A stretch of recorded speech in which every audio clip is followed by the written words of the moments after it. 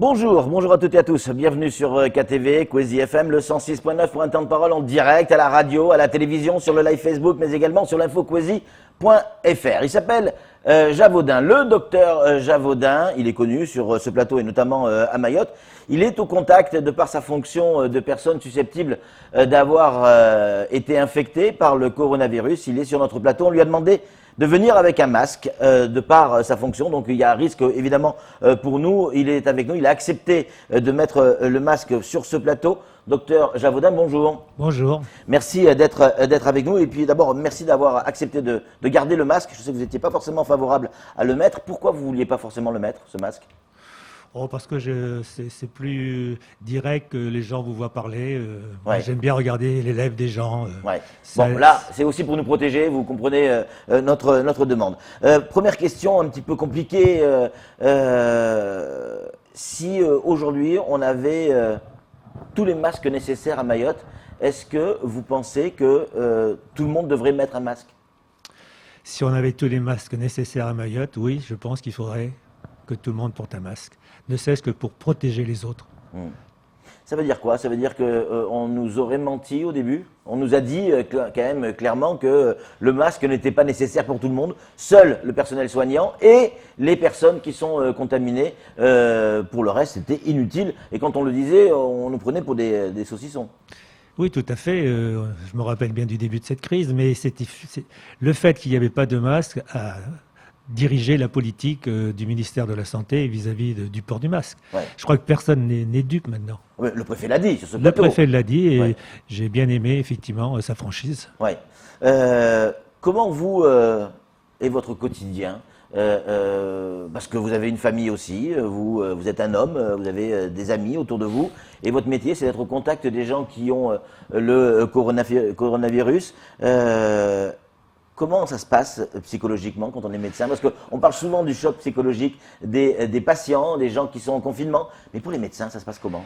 Moi, pour les médecins, d'abord, je ne suis pas dans la première ligne. Ouais. Ce sont quand même les jeunes, les urgentistes, les réanimateurs, Ouais. les services des urgences qui sont la première ligne de défense du Covid-19. Moi, je vois des gens de par la médecine de prévention, effectivement, en faisant très attention.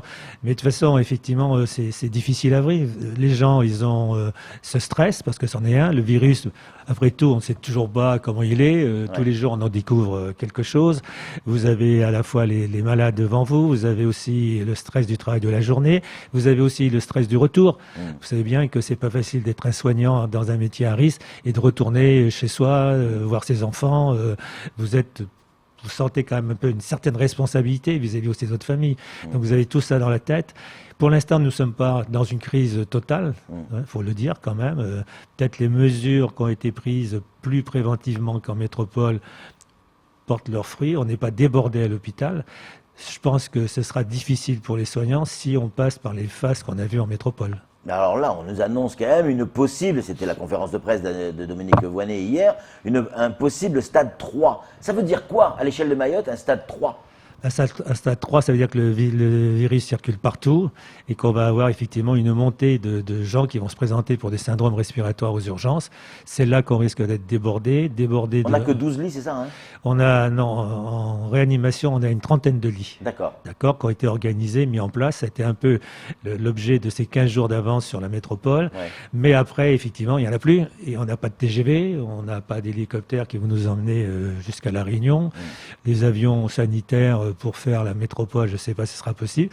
Donc on est dans une situation particulière et beaucoup plus difficile que la métropole, même si elle a été extrêmement difficile dans l'Est de la France, tout le monde l'a vécu. Mais nous, où va-t-on quand on sera débordé, si cette crise prend de l'ampleur, avec nos lits de réanimation qui seront tous occupés? Que fera-t-on de nos malades? Docteur, vous avez été également en première ligne sur une autre épidémie, ce qui était la grippe aviaire, si je ne dis pas de bêtises. Est-ce qu'il y a, selon vous, des éléments de comparaison dans la gestion de crise de celle que l'on a aujourd'hui et celle que l'on devrait avoir? On a eu beaucoup plus de temps de préparation pour la grippe aviaire. Ouais. D'ailleurs, on en parlait dernièrement, je ne sais pas sur quelle chaîne, la vôtre peut-être. Effectivement, elle a été saisonnière, elle a pris du retard, elle s'est exprimée différemment. Aujourd'hui, on est quand même dans un système qui est semblable. Mais à l'époque, bien évidemment, on avait plus de moyens de protection, alors qu'on avait en fait toujours que 15 lits de réanimation. Ouais. Mais on ne se posait pas la même problématique. À chaque fois que vous êtes venu sur ce plateau, les rares fois où vous êtes venu sur ce plateau, vous n'avez jamais eu la langue de bois, vous avez toujours tenu le langage de transparence et de vérité. Je vous pose une question toute simple. Est-ce que oui ou non, je prends un exemple, Camar est infecté, imaginons, il rentre dans une pièce, il y reste quelques minutes, il en sort, je rentre dans cette pièce, est-ce que oui ou non, sans rien toucher, je peux être infecté? S'il est vraiment, il a une charge virale importante, il suffit de regarder les recommandations du Haut Comité de santé publique sur les décès, où on dit on ne doit pas rentrer dans une chambre d'un patient qui en est sorti Covid-19 avant une vingtaine de minutes. On laisse supposer peut-être que si on l'a écrit, c'est qu'il y a un risque. Le risque, ça veut dire quoi? Ça veut dire que le virus est en suspens dans l'air pendant 20 minutes. Moi, j'ai lu sur certaines presses scientifiques, notamment anglaises et américaines, certains parlent même de 2-3 heures. C'est possible, ça? A priori, maintenant, je pense que tout le monde reconnaît que c'est possible. Oui, donc c'est très très important ce que vous nous dites là, parce que ça veut dire que la population va très très vite, surtout si on bascule en stade 3, va très très vite être infectée. On nous dit également, est-ce que c'est vrai, est-ce que c'est faux, que une fois que la population, plus de 60% de la population sera infectée, notre corps va pouvoir générer ce qu'il faut pour lutter. Oui, Un tox? Non, ça c'est vrai, c'est pour toutes les épidémies, ça c'est vrai. C'est d'où la vaccination. Ouais. Code d'ailleurs qu'il faut maintenir pour tous les petits bébés qui viennent de naître. La primo-vaccination est hyper importante à Mayotte. Même si les petits-enfants ont du mal à venir au centre de vaccination, dans les centres de référence, il ne faut surtout pas arrêter cette vaccination qui pourrait nous amener dans une autre crise dans 6 ou 7 mois. Non, ça c'est la réalité, bien sûr. C'est pour ça que la vaccination, il faut la maintenir et que tous ceux qui sont contre la vaccination prennent un risque pour le monde entier. Vous avez vu, parce que vous êtes venu un petit peu en avance, vous avez vu les photos qu'on a diffusées tout à l'heure, des gens qui sont agglutinés les uns contre les autres pour une bouteille de gaz, pour récupérer une allocation familiale à la poste ou ailleurs. Ça vous inspire quoi, ces photos? Ça vous inquiète? Ça vous fait peur? C'est inquiétant parce que je pense que le confinement est difficile à Mayotte. D'ailleurs, tous ceux qui sont passés chez vous l'ont déjà dit. Mais malgré tout, la population vit dehors, elle vit à l'air. Alors le confinement, il est dans la nuit pour dormir, mais déjà dans la journée, les gens sont dehors.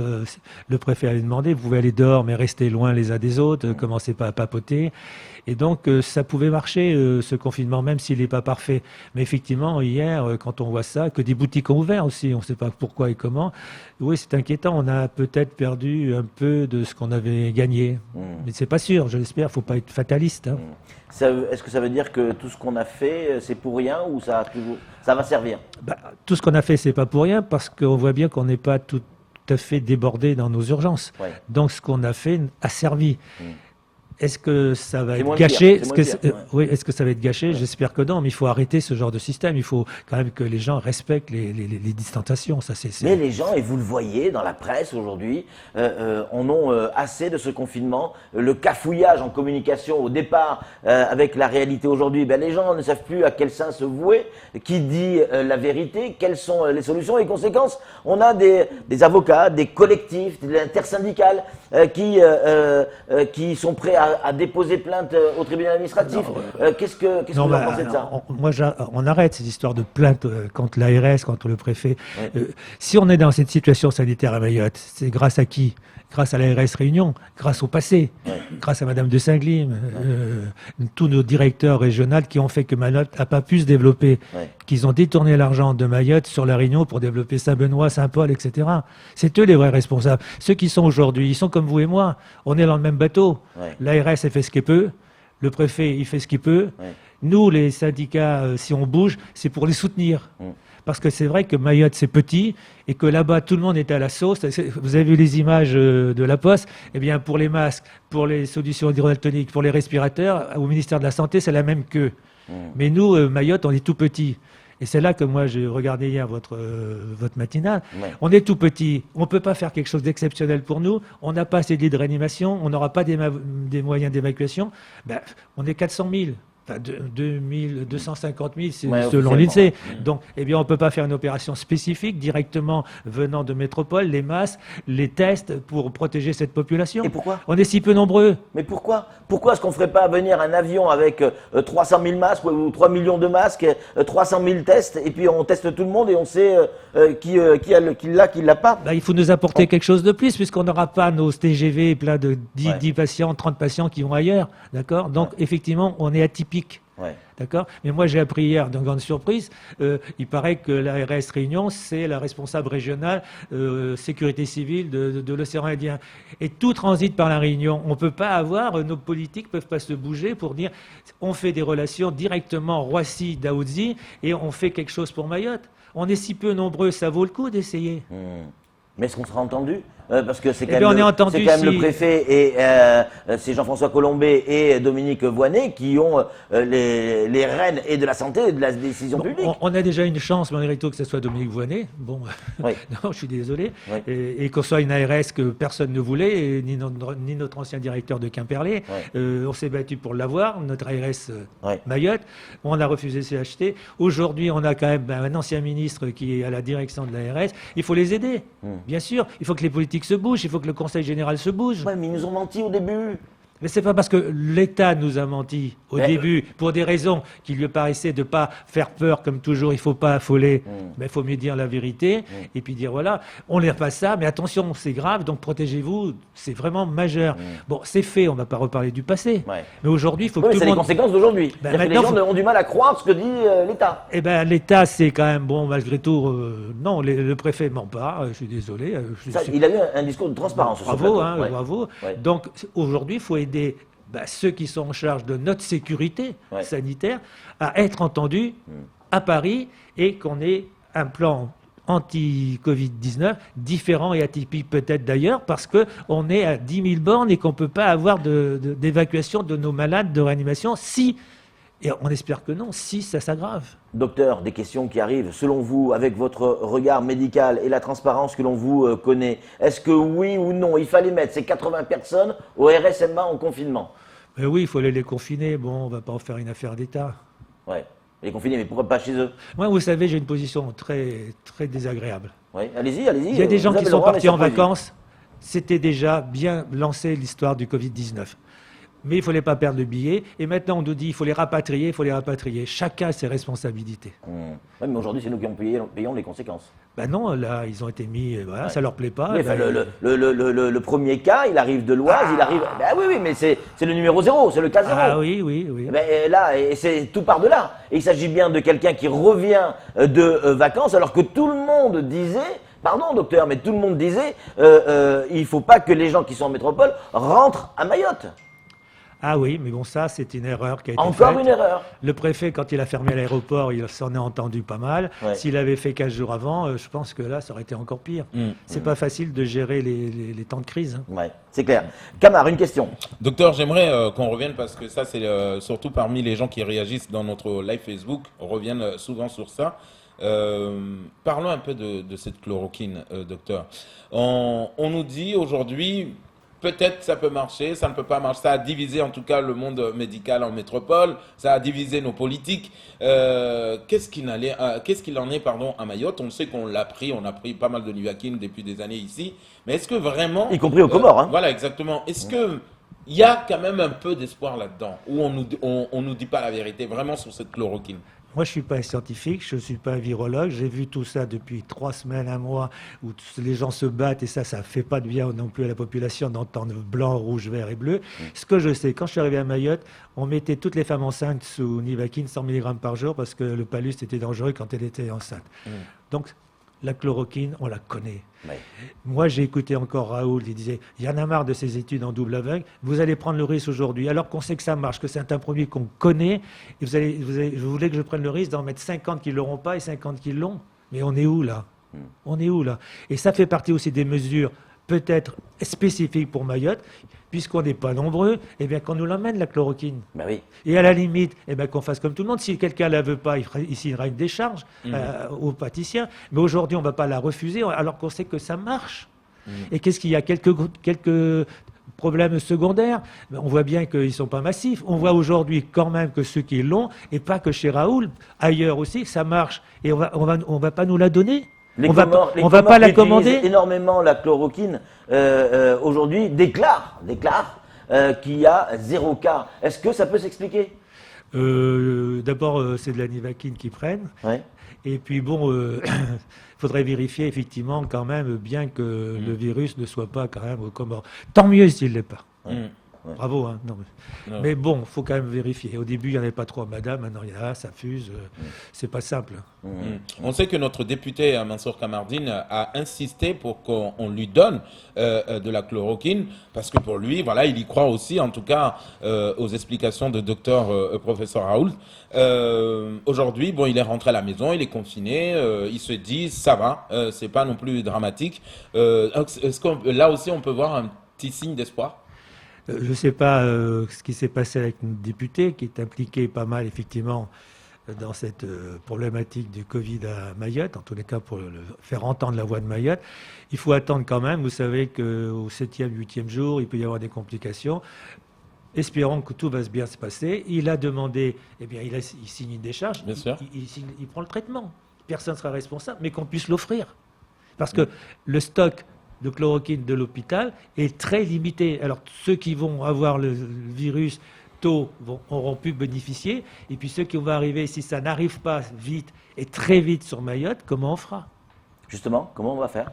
Eh ben, c'est là qu'il faut aider ceux qui sont sur le bateau, le capitaine. C'est-à-dire le préfet et Dominique Voynet.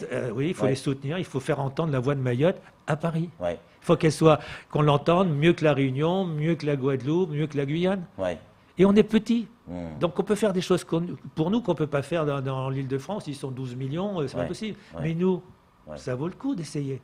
Puisqu'on n'a pas d'autres ressources si la vague arrive. Une fois qu'on aura nos 30 lits. Quand vous dites si la vague arrive, est-ce qu'on arrive, cette vague, on a entendu parler de la vague, on a entendu parler du pic, on a entendu parler du plateau. Elle est où cette vague? Est-ce que on arrive à la quantifier, à la positionner dans le temps? C'est peut-être. Moi, je vous dis, je suis pas un virologue, machin. C'est peut-être oui, le vous fait. avez l'expérience. C'est peut-être le fait. Oui, mais la grippe aviaire c'était différent, le chic aussi. Et bon, la chance peut-être qu'on a eue, c'est que les autorités sanitaires et le préfet confinent, fassent le couvre-feu. Ça a dû retarder. Ça a marché. Vous savez, il faut arrêter de dire que les Mahorais ne sont pas compliants dans leur traitement. Quand ils peuvent se faire saner, ils viennent. Mais les gens oublient en métropole qu'il n'y a pas de bus. Si tu as loupé le taxi du matin, tu as ceci. Puis bon, il y a eu des grèves, etc. Ils se soignent. La difficulté, c'est de leur faire comprendre qu'ils peuvent être malades parce qu'ils n'ont aucun signe. C'est là. Pour confiner et parler du virus avec un patient mahorais, c'est difficile. Il se sent bien. Il n'est pas malade. On est d'accord, vous connaissez ça. Quand ils sont vraiment malades et qu'ils ont les signes, là, ils sont encore plus compliants. Mais c'est ça la difficulté. Aujourd'hui, on parle de quelque chose d'invisible et qui est dangereux. Docteur, moi, je voulais juste vous poser une question rapidement. Hier, beaucoup de médecins en France, en tout cas, ont pris la parole en disant aux gens, arrêtons, entre guillemets, en utilisant ce terme, on fait le con très tôt. C'est-à-dire qu'on ne respecte pas, on sort, on commence à sortir, on amène les enfants, on sort en famille, on veut prendre l'air, on comprend. Et ils l'ont bien précisé, on comprend la frustration des gens. Mais on est toujours en guerre, la guerre n'est pas finie. Donc on commence à sortir, on pense que ça y est, c'est fini. Est-ce que vous, en tant que médecin, ici à Mayotte, il y a ce genre de message aussi à dire à la population, attention, voilà, on est, la dernière fois je demandais à Patrick, est-ce que vous pensez qu'on est encore dans l'œil du cyclone? Est-ce qu'on y est, on n'y est pas? Ils m'ont dit non, on n'y est pas encore, mais est-ce que vous pensez que c'est déjà tôt pour ces gens de continuer à sortir comme ça en masse? Non, il faut absolument maintenir ces mesures barrières, c'est impératif. Et même, moi je vois ce qui se passe sur les masques, oui, en tissu, bien sûr, ils ne sont pas la norme, machin, etc. Mais au moins, ils ont cet avantage, si vous en aviez un, tout ça, c'est le fait que moi, je ne vais pas postillonner sur vous. D'accord, on dit que c'est des effets. Vous me protégez. En portant un masque en tissu, vous vous protégez peut-être pas, non, mais vous me protégez. Et si vous en avez un, je vous protège. Donc on se protège si tout le monde a des masques. Donc, c'est ça. empêcher cet effet gouttelette qui part sur l'autre. Et ben, quel que soit le masque, il est là-bas, il est machin. Déjà, si on a ça, on va protéger l'autre. Et s'il y en a deux, tout le monde se protège. Alors, bien sûr, c'est pas parfait. C'est pas les masques qu'on va utiliser, bien sûr, à l'hôpital. Bien sûr, bloc bien sûr. chirurgie, oui, bien évidemment, évidemment. Est-ce que vous connaissez la quantité de masques qu'il y a aujourd'hui à Mayotte? On nous dit il y a des avions, il y a des bateaux, il y a des cargos avions, des cargos bateaux qui arrivent, etc. Est-ce qu'on a une idée précise aujourd'hui? C'est partie des questions que demande l'intersyndicale du reste. Le nombre de masques qu'on a à Mayotte. Je crois que le combat contre ce virus, l'adhésion de la population passe par de la transparence. Oui. Donc, il faut effectivement, si on n'a pas le stock suffisant, mais combien on en a, comment on va pouvoir l'utiliser, dans combien de temps, combien on va en recevoir et comment. Ouais. Et si c'est trop tard, si c'est le cas 20 avril, là, on peut demander justement l'appui d'un certain nombre de politiques pour que ça soit avant. Globalement, docteur, pardon pour les familles, mais j'allais dire, Mayotte s'en sort pour l'instant pas trop mal. On a, je touche du bois, on a 2 décès. J'allais dire, si j'ose m'exprimer ainsi, seulement 2 décès. Quand je vois comment ça se passe ailleurs dans d'autres départements ou ailleurs à l'étranger, notamment à Maurice, où c'est une véritable hécatombe, est-ce que vous craignez qu'on puisse en avoir beaucoup, beaucoup plus, ou c'est quelque chose qui va rester sur une courbe normale, La crainte, c'est que ça évolue comme on l'a vu en métropole. Ouais. Comme on le voit à Maurice. Mais le fait qu'on ait 15 jours d'avance. Justement, c'est ça qu'on observe, mais ce n'est pas une science exacte. Oui. On a mis des moyens, on a pris des mesures avant les autres. Oui. On va espérer que ça va rapporter. Ouais. Excusez-moi du terme. Ouais. C'est vrai que quand on voit monsieur le directeur de la santé qui nous annonce tous les soirs des chiffres, on en finit même. L'autre jour, j'ai vu, ah oui, mais il y a ça, mais il faut enlever de ça, donc ça fait tant. On ne sait même plus s'il y a des patients derrière. On parle d'êtres humains. Bien sûr. Ça aussi, c'est important. Ouais. Les femmes enceintes, il y a des questions qui arrivent. Beaucoup de gens se posent des questions sur les femmes enceintes. Est-ce qu'une femme qui est enceinte aujourd'hui est plus fragile qu'une autre personne et plus dangereux, le coronavirus est plus dangereux pour elle? Dans la liste des patients fragiles, la femme enceinte à partir du 7e mois est considérée comme fragile. Ouais. Mais comme des cardiaques, comme des diabétiques, voilà. Ouais. Ouais. Et c'est ça qui inquiète, parce qu'on a beaucoup de femmes enceintes, on sait qu'on a un fort taux de natalité ici à Mayotte, on sait qu'on a beaucoup de diabétiques également à Mayotte, on ne peut pas dire le contraire. La dingue, parlons-en, elle est bien présente, elle fait peut-être plus de morts que le coronavirus ici. Pour l'instant, on en a fait plus. Je crois qu'il y en est à 6 ou 7, je crois, par là, du côté de la dingue.